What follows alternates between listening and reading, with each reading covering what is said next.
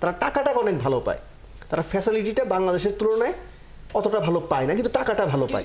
শুধুমাত্র কি ক্রিকেটারদেরকে কার্ড করে দাঁড় করানো যেতে পারে? টিম ম্যানেজমেন্টে কি কোনো ভূমিকা নেই? আমরা যদি দেখি যে জাকির আলী অনেক এবং সোহান, এই দুজনকে একটা তুলনা করেছেন রুবেল হোসেন তার স্ট্যাটাসে, যে জাকির থেকে সোহান একটু বেশি অভিজ্ঞ, তার ক্যাপাবিলিটি বেশি, এবং টিম ম্যানেজমেন্টের এই জায়গাটা অ্যাড্রেস করা উচিত। আসলেই কি টিম ম্যানেজমেন্ট এটা বোঝে না, যেটা আমরা বুঝি, যেটা ক্রিকেটাররা, সাবেক ক্রিকেটাররা বুঝছেন?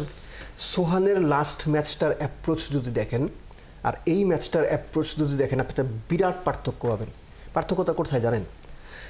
যখন কোনো পার্টিকুলার, আমাদের দেশের ক্রিকেটাররা এখনো পর্যন্ত টপ লেভেল প্রফেশনাল হয়ে উঠতে পারেননি। অনেক কথা বলবে, তারা টাকাটা অনেক ভালো পায়, তারা ফ্যাসিলিটিটা বাংলাদেশের তুলনায় অতটা ভালো পায় না, কিন্তু টাকাটা ভালো পায়।